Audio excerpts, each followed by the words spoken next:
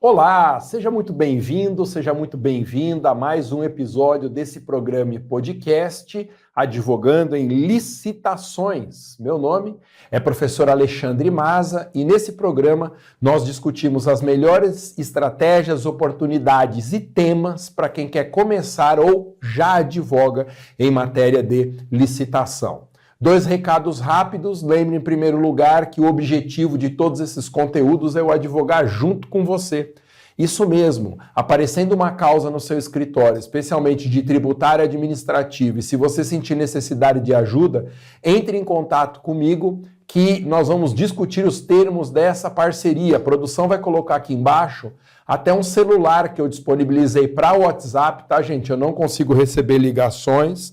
Para o WhatsApp, o número está aqui, logo aqui embaixo.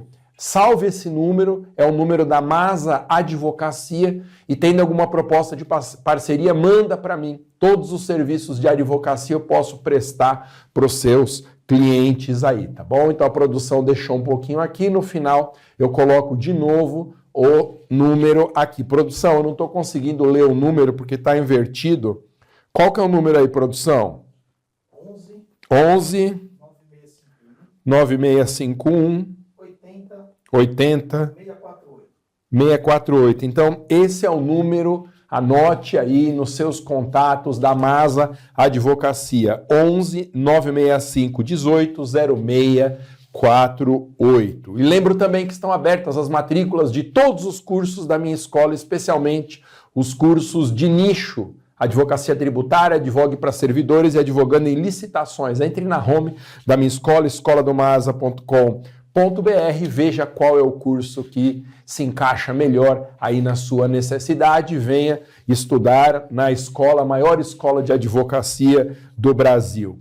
Hoje eu vou falar sobre um tema bem técnico em matéria de licitações. Lembrando que às terças eu tenho alternado o Advogando em Licitações com o Advogue para Servidores, e de sexta-feira é só Advocacia Tributária. Como eu falei na semana passada, das 20 melhores oportunidades para servidores, agora eu falo hoje em matéria de licitações. É um assunto bem técnico que eu abordo no meu curso Advogando em Licitações, que é o chamado SRP, Sistema de Registro de Preços. A disciplina do SRP está entre os artigos 82 e 86 da nova Lei de Licitações, que é a 14.133. O que é o Sistema de Registro de Preços? O Sistema de Registro de Preços é um modelo previsto na Lei de Licitações em que o poder público faz um certame competitivo, já avisando que não haverá fornecimento imediato do objeto. Ou seja, o vencedor do certame, ele sabe que ficará com o seu preço e o seu nome registrados, e na medida em que surgir necessidade da administração, a administração chama esse vencedor e ele vai entregar na medida da necessidade da administração. Isso chama Sistema de Registro de Preços. Então vamos supor, isso é muito utilizado para objetos de uso contínuo. Vamos supor, por exemplo, itens de papelaria. Você imagina a quantidade de canetas, de folha sulfite, de lápis que a União Federal consome.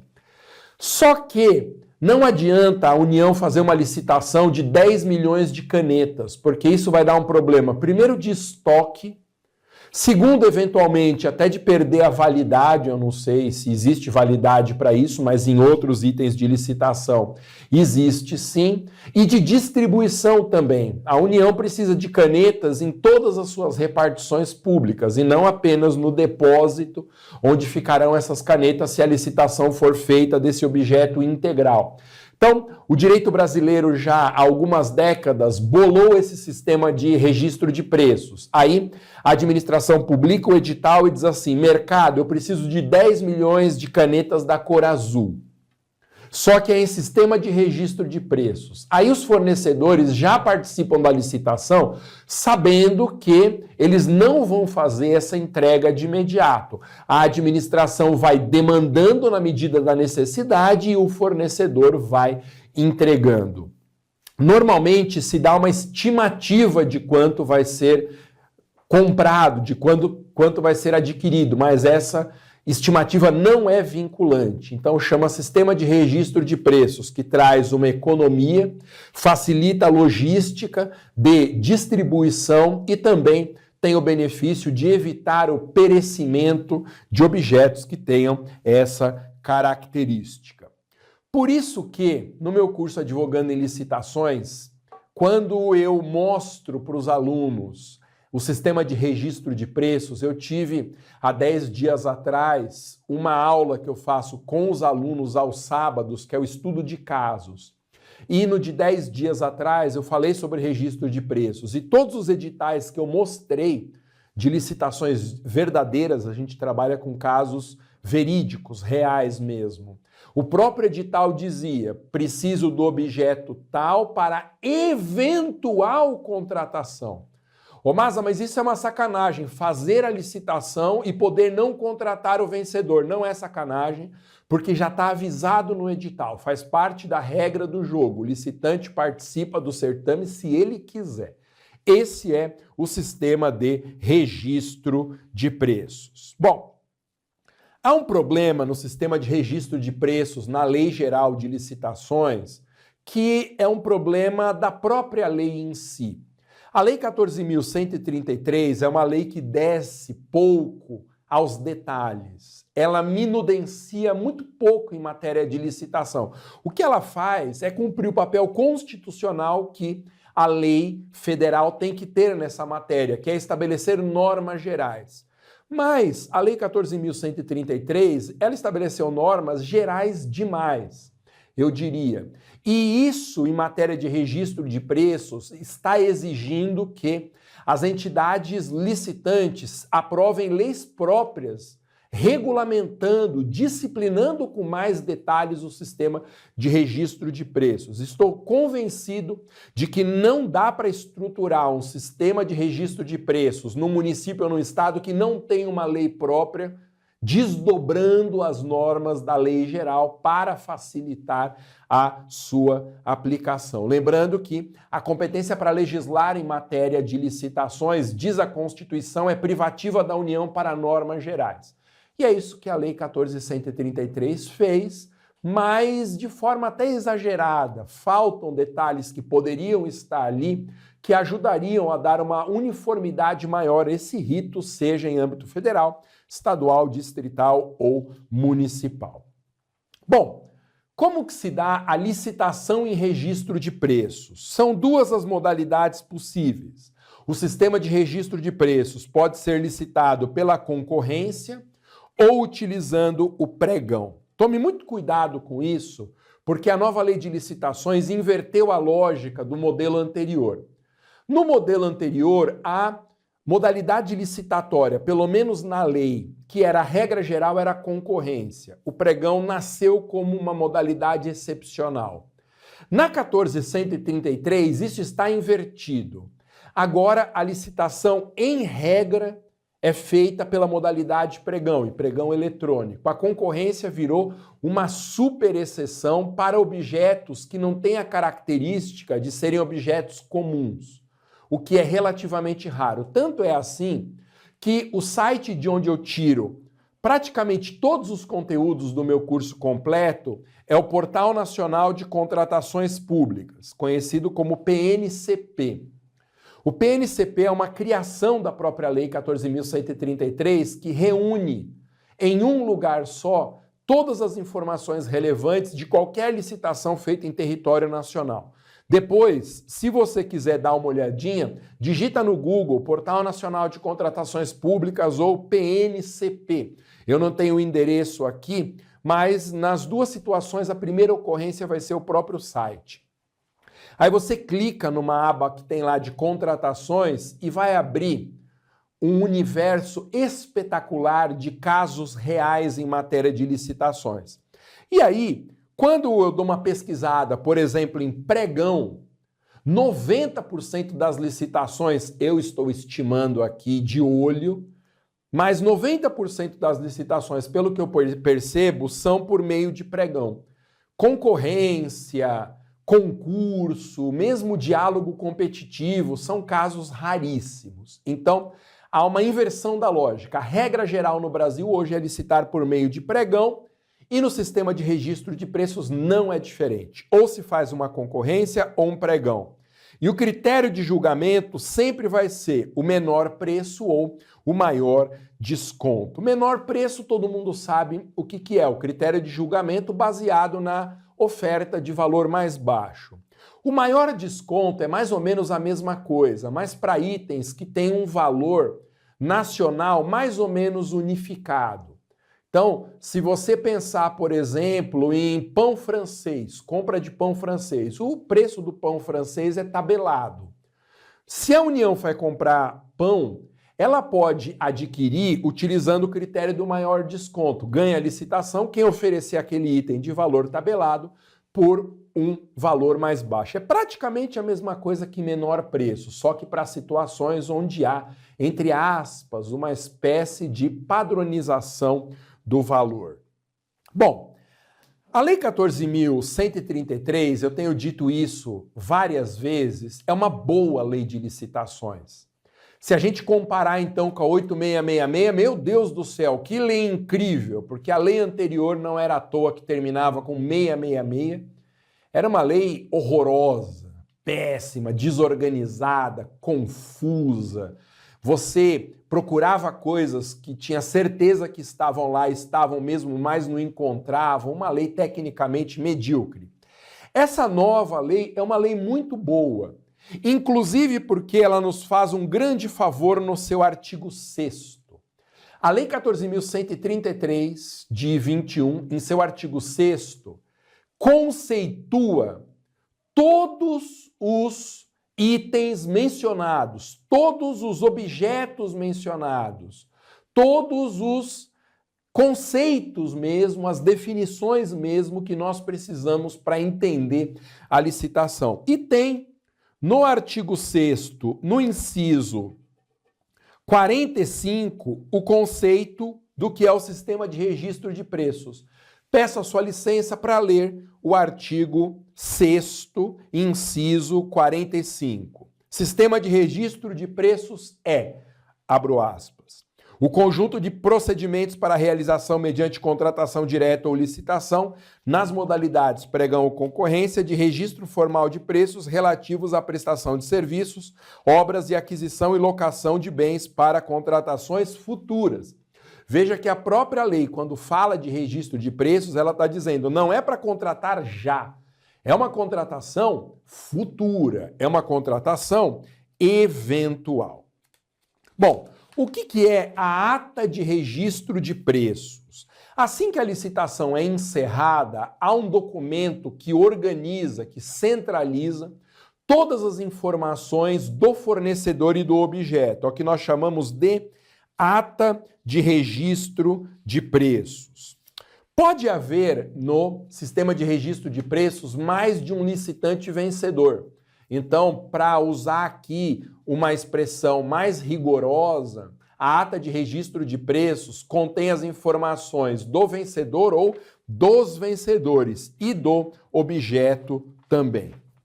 Aliás, a lei, mais uma vez 14.133, ela presta o bom serviço de conceituar o que é a ata de registro de preços. Está lá no artigo 6º, inciso 46. Abro aspas. É o documento vinculativo e obrigacional com característica de compromisso para a futura contratação, no qual são registrados o objeto, preço, fornecedores, órgãos participantes e as condições a serem praticadas, conforme disposições contidas no edital, no aviso ou instrumento de contratação direta e na proposta apresentada. Ok? Bom, o professor Marçal Justen Filho, que é, sempre digo isso, a maior autoridade brasileira em matéria de licitações e contratos, ele é autor de uma obra-prima que é a Lei 14.133 comentada, artigo por artigo, parágrafo por parágrafo, inciso por inciso. É o livro que eu gostaria de ter escrito na minha vida. É um livro fantástico que eu indico, inclusive, como bibliografia do meu curso Advogando em Licitações. Eu recomendo que todo mundo que mexa com a matéria tenha esse livro fácil à mão, porque ele é uma bíblia da licitação e das contratações públicas. Ele diz, o professor Marçal, que o registro de preços tem diversas vantagens, como redução da burocracia e possibilidade de contratação imediata. Mas, diz o professor Marçal, o sistema de registro de preços não é perfeito.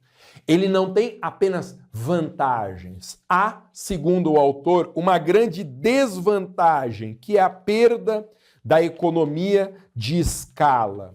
Como assim, perda da economia de escala?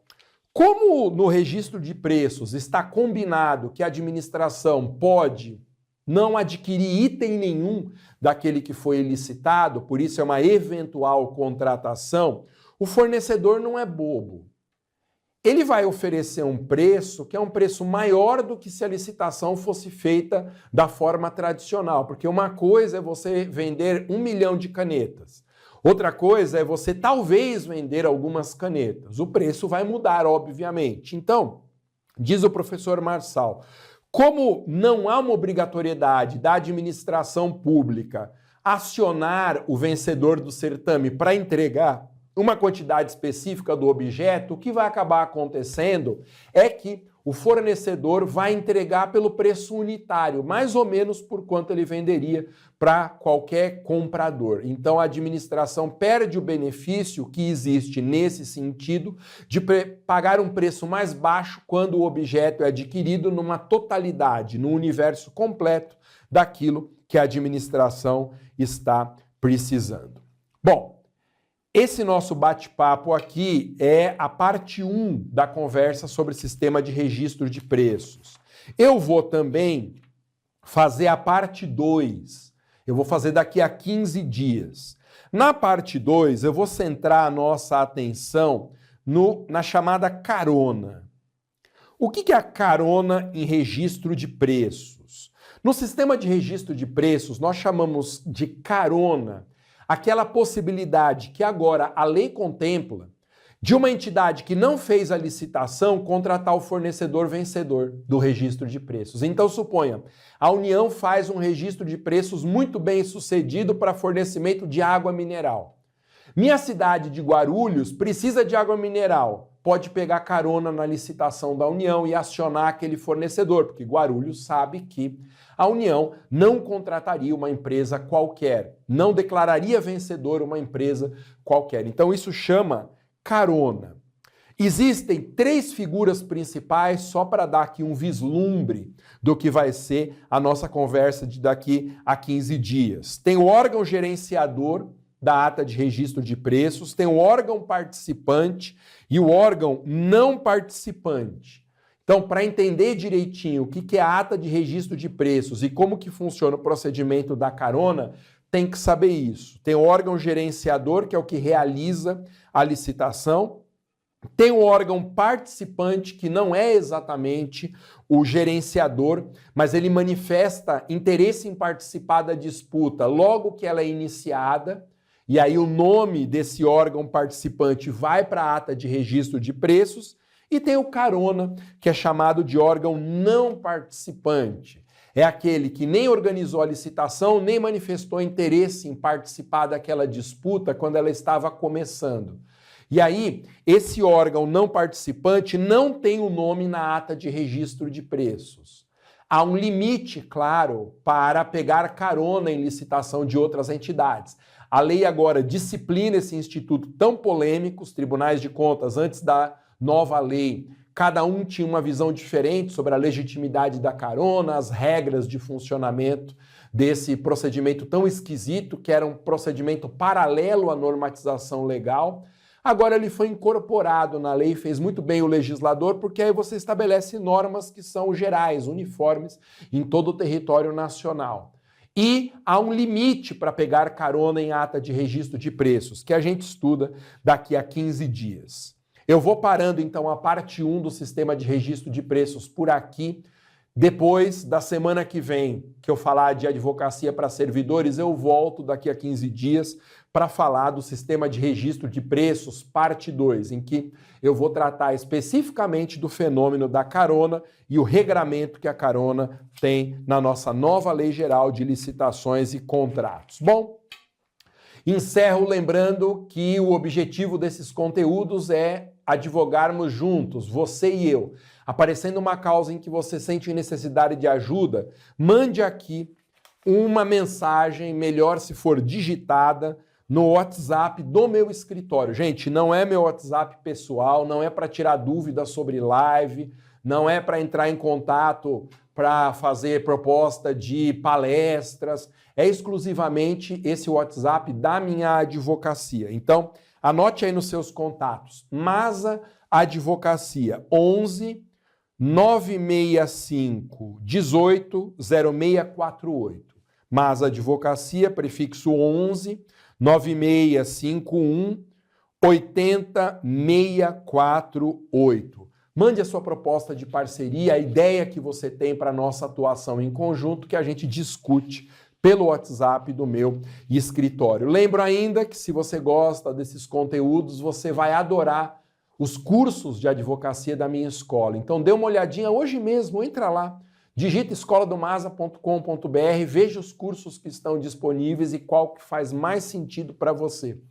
Esse mesmo método que eu utilizo aqui nos meus conteúdos é ele mesmo que vai para os meus cursos, sempre com clareza, muita objetividade, que eu detesto enrolação no direito, então sempre de forma objetiva. Se o conteúdo é para durar 20 minutos, eu não fico estendendo para 40 minutos para aumentar a carga horária. Então, esse mesmo método que eu utilizo nos meus conteúdos aqui, eu utilizo nos meus cursos. Venha ser aluno da minha escola, no Advocacia Tributária, no Advogue para Servidores, no Advogando em Licitações, no novo curso completo de Advocacia Previdenciária que eu vou lançar semana que vem. Aí são duas professoras, não sou eu que ministro o conteúdo, são duas especialistas, mas nós falamos disso a semana que vem. Dê uma olhadinha, escoladomasa.com.br e dê a chacoalhada que a sua advocacia está precisando. Legal? Obrigado pela sua participação. Nos veremos na próxima oportunidade. Valeu, até mais. Tchau.